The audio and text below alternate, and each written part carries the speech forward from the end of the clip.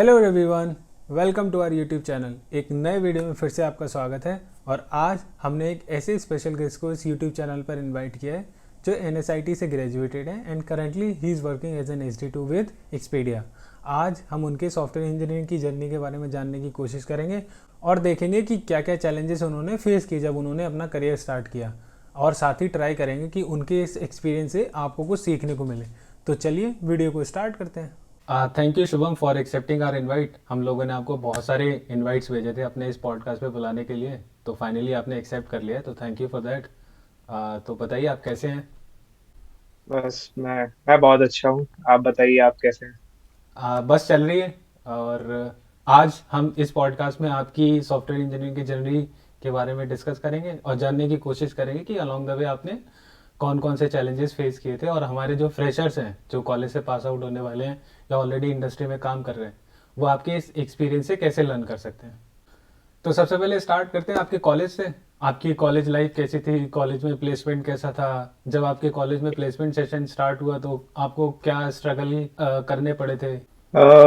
I mean, to be honest, मेरे पहले 2 साल जो थे, मैं बहुत ही चिल था। मतलब बेसिकली मैं एक्सप्लोर कर रहा था कॉलेज लाइफ के अंदर कि क्या कैसे वो होता है ना कि एकदम से नए नए कॉलेज में आए हैं, सोसाइटीज ज्वाइन करनी है, तो उन सब में मैं काफी इन्वॉल्व था। कभी बी टेक्निकल और नॉन टेक्निकल सोसाइटीज हो गई। आई थिंक इंटर्नशिप 2 साल बाद जब इंटर्नशिप के लिए कंपनी आई तो फिर उस टाइम पे रियलाइज हुआ कि हाँ यार, थोड़ा सा एकेडमिक पे भी फोकस करना चाहिए था, और अपना DSA स्किल्स जो कि बहुत मैटर करते हैं इंटर्नशिप के लिए, वो उस पे भी बहुत ज्यादा फोकस होना चाहिए था। मतलब ये मेरी लर्निंग थी जो कि ऑफ कोर्स यहाँ पे मैं शेयर करना चाहूंगा, क्योंकि होता क्या है कि जब हम कॉलेज के अंदर होते हैं और जब हम वो बजवर्ड सुनते हैं कि यार आजकल मशीन लर्निंग, AI, इन सब के लोग बातें कर रहे हैं, तो हम आज इसकी सर्टिफिकेशन ले लेते हैं, उसकी सर्टिफिकेशन ले लेते हैं। बट मैंने रियलाइज किया था कि वो चीज मैंने भी किया था। मतलब मैं फर्स्ट ईयर के एंड में मेरे को एंड्रॉइड में इंटरेस्ट था, तो मैंने एंड्रॉइड डेवलपमेंट पे सर्टिफिकेशन किया। उसके बाद फिर एकदम से मशीन लर्निंग एकदम से फेमस हो गई, तो फिर मैंने मशीन लर्निंग की वर्कशॉप अटेंड करी, वहां पे प्रोजेक्ट्स बिल्ड किए। बट जब इंटर्नशिप के लिए कंपनी आती है तो आई थिंक जो सबसे ज्यादा चीज मैटर करती है वो 2 चीजें होती है। नंबर वन, कि आपकी एकेडमिक रिकॉर्ड कैसा है, आपकी परसेंटेज कितनी है, क्योंकि वो ही चीज है जो आपको शॉर्टलिस्ट करने में हेल्प करती है। क्योंकि बड़ी बड़ी कंपनी जैसे Amazon हो गई या माइक्रोसॉफ्ट हो गई, तो अब होता क्या है कि इंटर्नशिप के अंदर बहुत सारे एप्लीकेंट्स होते हैं, लेकिन बहुत ही कम वैकेंसीज होती हैं, तो वो भी चाहती हैं कि वो बेस्ट वहां से कैंडिडेट्स हायर करें। तो पहला शॉर्टलिस्ट क्राइटेरिया ही परसेंटेज हो जाता है। तो उसके अंदर मेरे को भी याद है 70-75% पे कंपनी शॉर्टलिस्ट करती थी, और मेरी वहाँ पे 62% थी सिर्फ around first 2 years। Being from NSIT, I believe it's one of the best institutes इन दिल्ली। और कंपनीज, आई मीन कॉलेज से काफी अच्छा सपोर्ट मिलता है, क्योंकि कंपनीज डेफिनेटली काफी यार, सारी विजिट करती है वहाँ पे। So definitely. it's up to you as a candidate to grab those opportunities to work hard.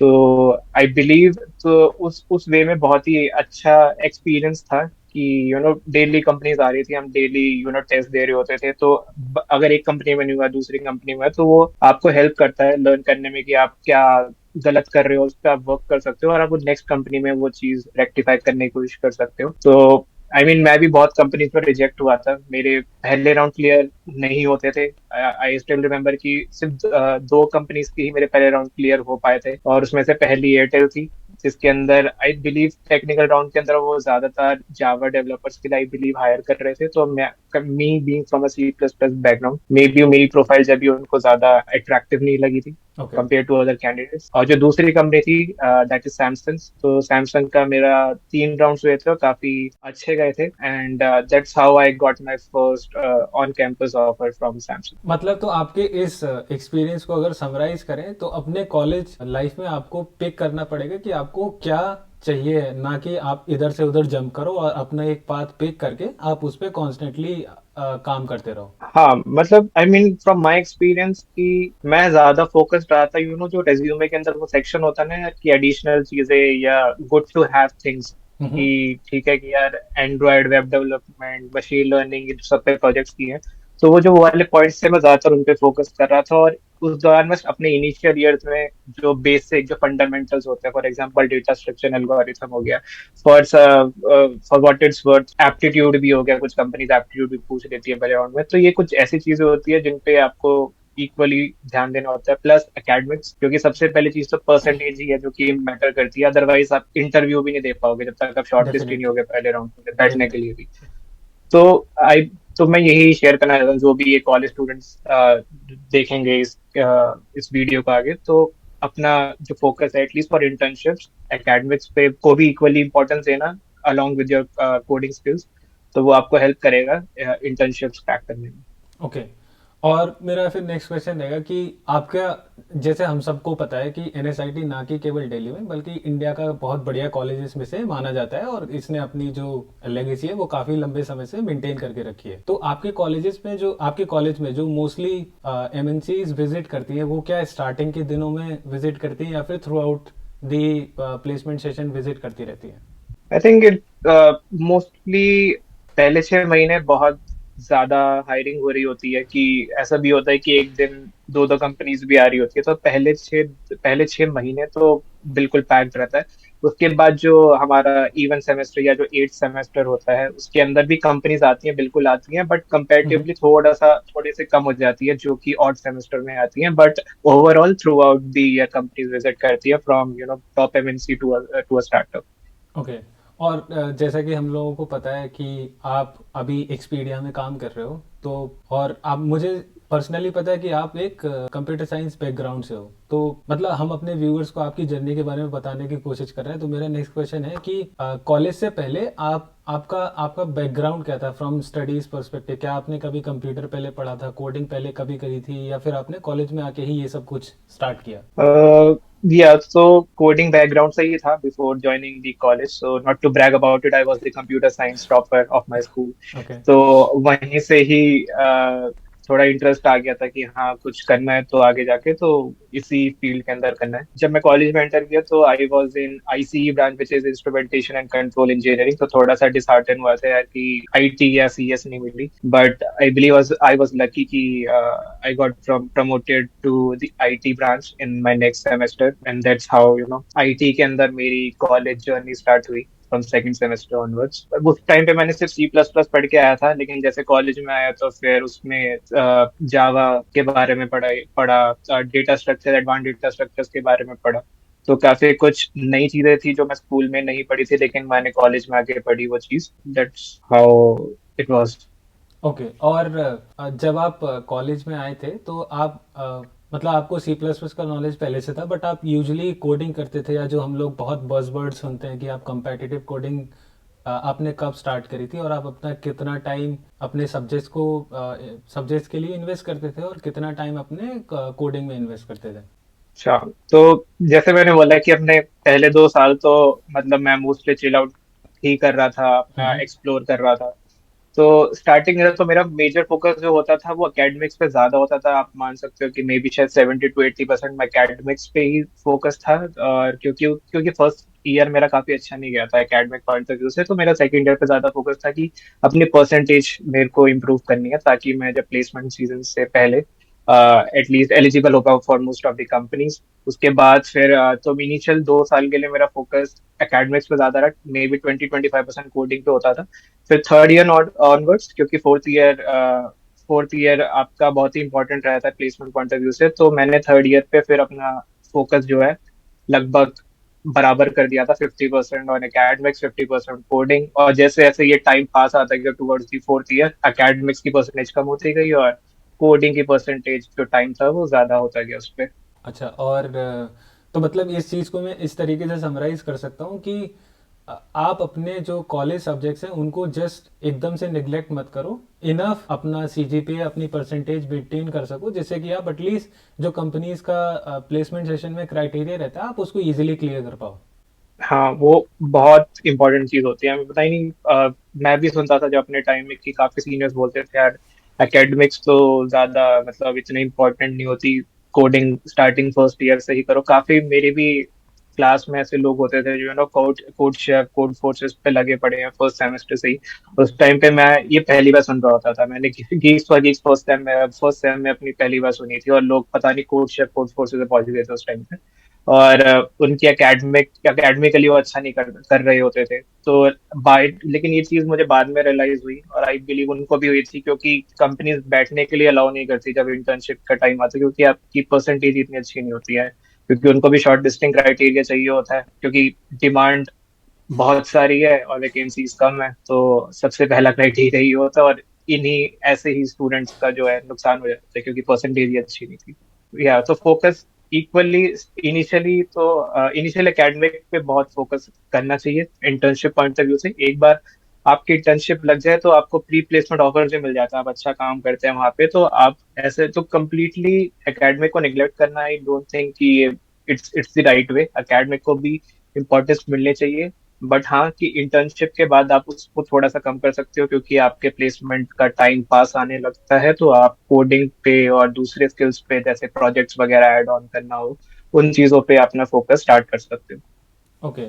और आपके कॉलेज में ये प्लेसमेंट सेशन कब स्टार्ट होता है? मतलब इसका कोई फिक्स टाइम है कि ऑड सेमेस्टर, सेवन सेमेस्टर जब स्टार्ट होगा उसके साथ ही आपके कॉलेज में कंपनीज आना स्टार्ट कर जाएंगी, या फिर बाद में? आई थिंक ऑफिशियली 7 सेमेस्टर से पहले ही हमारा प्लेसमेंट सीजन स्टार्ट हो जाता है। अगर अगस्त से आई बिलीव हमारी क्लासेस होती थी, और जुलाई के मिड ऑफ जुलाई या towards the end of July he companies आने स्टार्ट हो जाती थी। ओके। और मतलब प्लेसमेंट सेशन स्टार्ट होने से पहले क्या आपकी कोई ऐसे ड्रीम कंपनी थी, या आपका ऐसा था कि भाई प्रिपरेशन ही मेरी इतनी है कि डे ज़ीरो पे ही मैं जो पहली कंपनी आएगी उसको फोड़ दूंगा?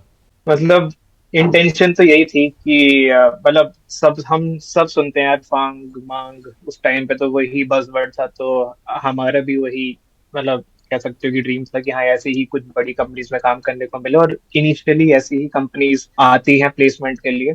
तो उस टाइम पे कोशिश तो करी थी, बट ये था कि मैं अपने अपना जो डीएसए था वही कि it was in work in progress for me. जब जब कंपनीज आ रही थी, तो जैसे जैसे मैं कंपनीज में बैठा, वैसे वैसे मुझे पता चलता गया कि ऑनलाइन राउंड में नहीं निकल रहा था, तो मुझे उस पर वर्क करना चाहिए, मुझे और क्वेश्चंस ऑनलाइन प्रैक्टिस करने चाहिए। तो ये कंपनीज आ रही थी, but unfortunately I wasn't able to crack them. But again yeah it was a learning experience for me, जिससे मैं सीखा और उस पर मैंने वर्क किया during those days. Okay.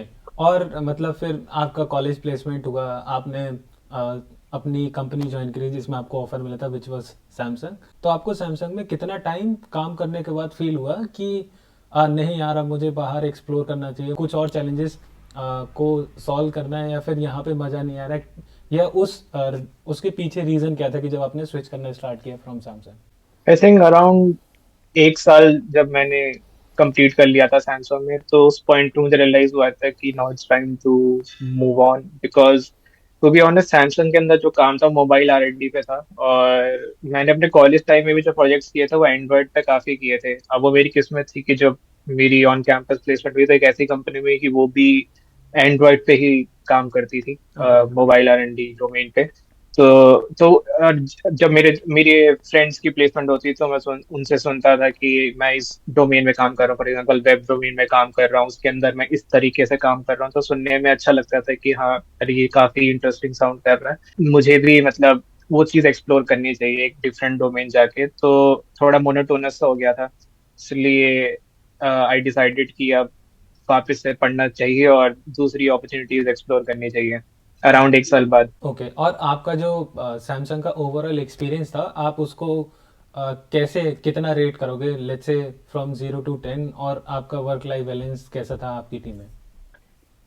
I would से कि 6 आउट ऑफ 10। ओके। और वर्क वर्क लाइफ बैलेंस की बात करें तो वर्क लाइफ बैलेंस सही था, मतलब हमारी टीम काफी यंग थी और काफी आई मतलब काफी अंडरस्टैंडिंग थी टीम के अंदर। फॉर एग्जांपल वो टिपिकल 9 to 5 जो जॉब होती है, मतलब हमारे बस लैपटॉप 5 बजे के बाद बंद हो जाते हैं, तो उस वे में देखा जाए तो हम डिस्कनेक्ट काफी इजिली कर पाते थे वर्क से उस वे में। और अगर किसी की हेल्प चाहिए होती थी, मतलब लर्निंग लर्निंग वाइज भी काफी अच्छा एनवायरनमेंट था कि आप किसी की सीट पर जा सकते हैं, आप बिल्कुल बिना किसी बिना किसी टेंशन के, बिना किसी एक वॉल के आप खुल के पूछ सकते हैं कि ये चीज मतलब समझ नहीं आ रही है, तो हम इसको कैसे कर सकते हैं। ऐसे जो जूनियर भी होते थे वो हमारे पास आके, ऐसा एनवायरनमेंट था वहाँ पे कि आप बात कर सकते थे कि क्या इशू है एग्जैक्टली, कैसे सॉल्व करना है, कैसे आपने कैसे किया था। तो उस वे में वो लर्निंग एनवायरनमेंट भी काफी सही था। और वर्क लाइफ की बात आती है तो वर्क लाइफ भी काफी अच्छी थी। अगर बाई चांस किसी दिन एक्स्ट्रा सपोर्ट देना पड़ जाए, फॉर एग्जाम्पल वीकेंड पे, तो कॉम्प ऑफ मिल जाता था जिसको आप वीक डेज में किसी दिन भी रिडीम कर सकते हैं, और अपने जो छुट्टी पे जिस पे आपने काम किया था वो आप तब ले सकते हैं। तो ओवरऑल सही रहा था। ओके। और आपके जो जो मैनेजर्स थे या आपके जो ऊपर के मैनेजर्स डायरेक्टर, वो आपके कितने सपोर्टिव थे जब आप किसी प्रोजेक्ट पे काम कर रहे हो? लेट्स से कोई डिलीवरी आपकी डिले हो जाती है, तो वो कितना सपोर्टिव रहते थे आपकी उस चीज़ में? आई मीन डिलीवरी का डिले होना is something which is common, I would say, but you should have a valid reason. Okay. कि ऐसा नहीं है कि आपने डिलीवरी डेट डिसाइड कर ली कि आपको उसी दिन पर डिलीवर करना है, बट अगर फॉर सम रीजन नहीं हो पा रहा, then you should have a valid reason. और उस केस में मैनेजमेंट का रोल भी काफी बढ़ जाता है, क्योंकि आप तो उनके अंडर काम कर रहे हो, लेकिन जो ऊपर की अथॉरिटी होती है वो उनसे ही क्वेश्चन करती है कि ऐसा क्यों हो गया कि इस टाइम पे आपने बोला था, कमिट किया था कि आप इस डेट पे आप इसको रिजॉल्व कर देंगे, लेकिन आप इसको नहीं कर पाए। तो उस चीज में I think manager was really helpful, कि जो भी क्वेरीज आती थी वो अपने तक रख लिया करते थे, और हमें एक ऐसी स्पेस देते थे कि हम अपने कंफर्टेबल होके काम कर पाए उनके अंडर। वो चीज काफी अच्छी थी। हाँ। मतलब इस चीज़ को ऐसे समराइज कर सकते हैं कि आप अगर अपनी जो भी चीज़ें, आपकी जो भी प्रेजेंट सिचुएशन है, अगर वो आप कॉन्स्टेंटली कम्युनिकेट करते रहते हो अपने मैनेजर को प्रोएक्टिवली, तो आपके मैनेजर को पता होता है कि क्या प्रॉब्लम्स आप फेस कर रहे हो और किसी वजह से चीज़ें डिले हो रही हैं।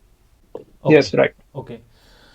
ठीक है, तो फिर नेक्स्ट अब हम डिस्कस करते हैं आपकी एक्सपीडिया की जर्नी में। तो सबसे पहला क्वेश्चन रहेगा कि एक्सपीडिया को क्रैक करना कितना मुश्किल था, और ये अपॉर्चुनिटी के बारे में आपको कैसे पता चला? आपने रिक्रूटर को फर्स्ट कॉल में, क्योंकि इंडिया का जो कल्चर है आई थिंक वो है कि रिक्रूटर आपका रिज्यूमे देख के डायरेक्टली आपको कॉल करते हैं before they proceed with your candidature, और डिस्कस करते हैं कि आपने किस किस चीज़ पे काम किया है और कितना आपने काम किया है और कितना एक्सपीरियंस है आपको। तो आपने रिक्रूटर को वो फर्स्ट कॉल में कैसे कन्विंस किया था कि from being an Android developer आप एक राइट फिट हो एक्सपीडिया के लिए? तो रही बात कि मैंने कैसे मुझे ये अपॉर्चुनिटी के बारे में पता चला था, तो या मेरी एक फ्रेंड थी हमारी सैमसंग की टीम में ही, जिसने मुझे रेफर किया था वहाँ पे। I mean to be honest, जब एचआर की कॉल आई थी तो उन्होंने मेरे से पूछा था कि आप क्यों आप ये अपॉर्चुनिटी देख रहे हैं। तो फिर मेरा पहला आंसर तो यही था कि मैंने काफी टाइम से एंड्रॉइड डोमेन में काम किया था, तो I am looking for something new to explore. उसके बाद उन्होंने ये बोला था कि ठीक है। I mean she looked convinced, and because क्योंकि जो रिक्वायरमेंट्स थी वो थोड़ी जेनेरिक थी एज एन SD2 वहाँ पे। तो बेसिकली वो एक ऐसे कैंडिडेट को ढूंढ रहे थे जिसके फंडामेंटल्स काफी अच्छे हों। CS फंडामेंटल्स हो गए, डेटा स्ट्रक्चर स्किल्स हो गए, और बेसिक डिजाइन स्किल्स उसको पता हो। तो तो रिक्वायरमेंट्स जो थी वो कुछ इस तरीके की थी, इसलिए she was happy to proceed with the interviews. Okay. और रिक्रूटर को मना लेना तो जस्ट एक चीज होती है, उसके बाद में आते हैं इंटरव्यूज। तो आपका जो एक्सपीडिया में इंटरव्यू प्रोसेस था, वो इंटरव्यू प्रोसेस कैसा था, और रिक्रूटर कॉल के बाद में आपको कितना टाइम लगा था आपका इंटरव्यू शेड्यूल होने में? मेरा इंटरव्यू एक्सपीरियंस काफी स्मूथ रहा था, काफी अच्छा था। तो इसके अंदर जैसे ही मेरी HR से बात हो गई थी, तो उसके तुरंत कुछ आई बिलीव 2 दिन बाद मुझे टेस्ट लिंक आ हम्म। गया था।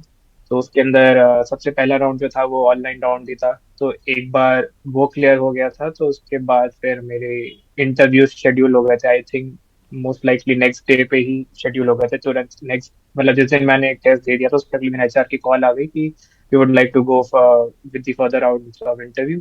तो उसके नेक्स्ट डे ही, it I believe it was a Friday, तो फ्राइडे को मेरे 2 राउंड्स तो उन्होंने रख ही दिए थे। और HR का ये कहना था कि आपके 2 राउंड्स अगर अच्छे जाते हैं तो हम थर्ड और fourth round, which is like the design round and the hiring manager round, वो भी उसी दिन हो जाएंगे। ओके। तो लकीली मेरे पहले 2 राउंड जो थे वो काफी अच्छे गए थे, तो उसके बाद उन्होंने मेरा थर्ड एंड फोर्थ राउंड भी उसी दिन रख दिया था। ओके। एंड तो और मंडे की मॉर्निंग में मुझे रिजल्ट भी बता दिया था। तो उस हिसाब से देखा जाए तो प्रोसेस काफी स्मूथ था कि विद इन 2 बिजनेस डेज मेरे इंटरव्यूज भी हो गए थे, और मेरे को सिलेक्शन की मतलब उन्होंने कॉल भी आ गई थी मुझे। और आई थिंक इसका एक रीजन ये भी हो सकता है क्योंकि मैं ऑलरेडी नोटिस पीरियड पे था उस टाइम पे। मैं ऑलरेडी वहाँ पे मेरे पास 3 ऑफर्स थे, और अच्छा। उसके बाद मेरे पास सिर्फ दो हफ्ते बचे हुए थे कि उसके मुझे कंपनी ज्वाइन करनी थी अपनी लास्ट। तो और उनको भी अर्जेंट रिक्वायरमेंट थी, तो उस हिसाब से आई बिलीव इट डिपेंड्स कि कि यही राउंड, यही जो था ये एक्सपैंड हो जाता मे बी लेट्स से 7 दिन में, 10 दिन में, कुछ कैंडिडेट्स के केसेस में। But in my case since मेरा नोटिस पीरियड जो था वो बहुत कम हो रहा था और मैं इमीडिएट ज्वाइन कर सकता था कंपनी जल्द से जल्दी, तो उस वे में भी देखा जाए तो काफी स्मूथ था, काफी फास्ट रहा हमेशा। मतलब एचआर जो थी वो मेरे टच में रहती थी कि आपका फीडबैक इस दिन आ जाएगा, इस टाइम पे मैं बता दूंगी।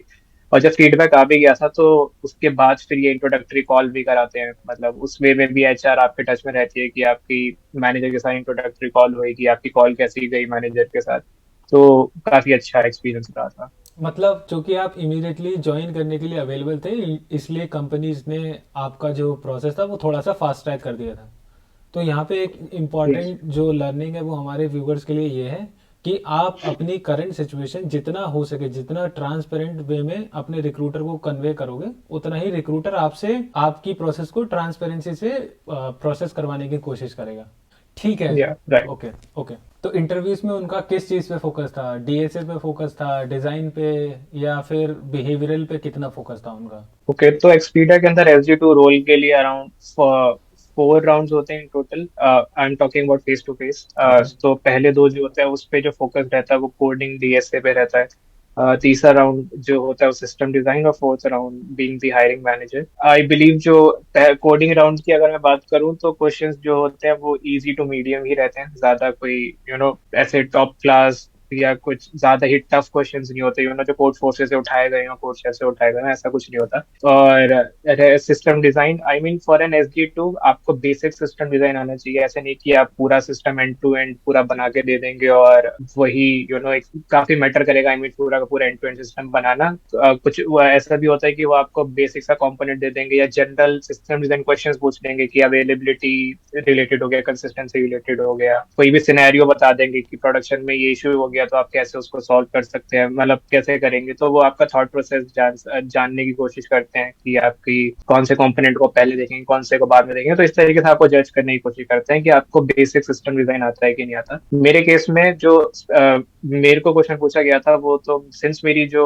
रिक्वायरमेंट थी वो रिव्यूज टीम के लिए थी, तो मुझे रिव्यूज स्पेसिफिक यूज केस ही डिजाइन करने को मिला था। कि दो यूज केसेस मुझे दिए गए थे कि आप एक प्रॉपर्टी के प्रॉपर्टी के लिए रिव्यू कैसे सबमिट करेंगे, और एक प्रॉपर्टी के लिए रिव्यूज कैसे उसके प्रोडक्ट डिस्प्ले पेज पे दिखाएंगे। तो ये दो यूज केस थे, तो इसके लिए मुझे एक हाई लेवल डिजाइन करने के लिए बोला गया था। और हायरिंग मैनेजर तो जनरल जो आपके बिहेवियरल क्वेश्चंस होते हैं आपको जज करने के लिए कि आप कल्चरली कितने वेल फिट है कंपनी के लिए, टीम के लिए, तो उससे रिलेटेड क्वेश्चन पूछे गए थे। ओके।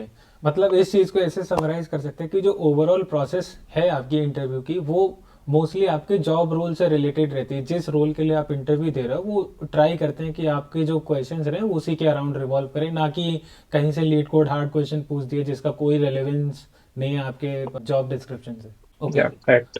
और जब आपने मतलब आपका ऑफर रोल आउट हो गया, आपने ऑफर एक्सेप्ट भी कर लिया, रिक्रूटर भी खुश, आप भी खुश, आपने अपना नोटिस पीरियड सर्व किया, उसके बाद में आपने एक्सपीडिया में कौन सी टीम ज्वाइन करी, आपकी टीम का टेक स्टैक क्या था, कितना टाइम आप लर्निंग में इन्वेस्ट करते हो, कितना टाइम आप काम करने में इन्वेस्ट करते हो? ओके, तो एक्सपीडिया के अंदर मैंने इजी रिव्यूज टीम को ज्वाइन किया था। तो रिव्यूज टीम बेसिकली एक्सपीडिया की जो वेरियस ब्रांड्स है, वेरियस एलओबीज हैं, उनके लिए एंड टू एंड रिव्यूज को ओन करती है। फॉर एग्जांपल आपको नोटिफिकेशन जाता है जब आप लेट से होटल के लिए बुक करते हैं, जब आपका स्टे हो जाता है तो आपको नोटिफिकेशन जाएगा, आप रिव्यू फॉर्म फिल करेंगे, फिल होने के बाद वो मॉडरेट किया जाता है पीछे, और उसके बाद फिर वो प्ले बैक किया जाता है, डिस्प्ले किया जाता है वेबसाइट्स पे। तो पूरा का पूरा end to end cycle reviews team on करती है। और यहाँ पे टेक स्टैक की बात करूँ तो टेक स्टैक काफी डाइवर्स है, which I really like about my team and in Expedia in general. तो एक्सपीडिया काफी डाइवर्स है इस चीजों में कि बहुत सारे टेक स्टैक यूज हो रहे होते हैं। They are very flexible and they are not very shy to use some new technology. For example अभी लेटली चैट जीपीटी का इज द बज़वर्ड, और अभी अभी एक्सपीडिया ने चैट जीपीटी के साथ इंटीग्रेट किया गया है और अपना अभी कुछ दिन पहले ही ऐप के अंदर रोल आउट किया गया है as as a travel guide. तो okay. Expedia is very flexible in terms of that कि आप इट्स नॉट वेरी शाय कि ये टेक स्टैक अभी आया है, अभी यूज करें ना करें, हमारा पुराना चल रहा है, हम उसी को यूज करते हैं, ऐसा नहीं है। लेगेसी एप्लीकेशंस भी हैं, बिल्कुल है, हर कंपनी में रहती है। बट ऐसी एप्लीकेशंस भी है जो नए टेक स्टैक पे बेस्ड है। ओके। तो आपको जैसा कि मतलब हमें पता है कि आपको एक्सपीडिया में काम करते हुए मोर देन 2 इयर्स हो चुके हैं, तो आप अपने इस ओवरऑल एक्सपीरियंस को एक्सपीडिया के कैसे रेट करोगे, कंसिडरिंग आपका work life balance, tech stack, पे एंड ऑल, और लर्निंग्स भी अगर आप कंसिडर करते हो तो।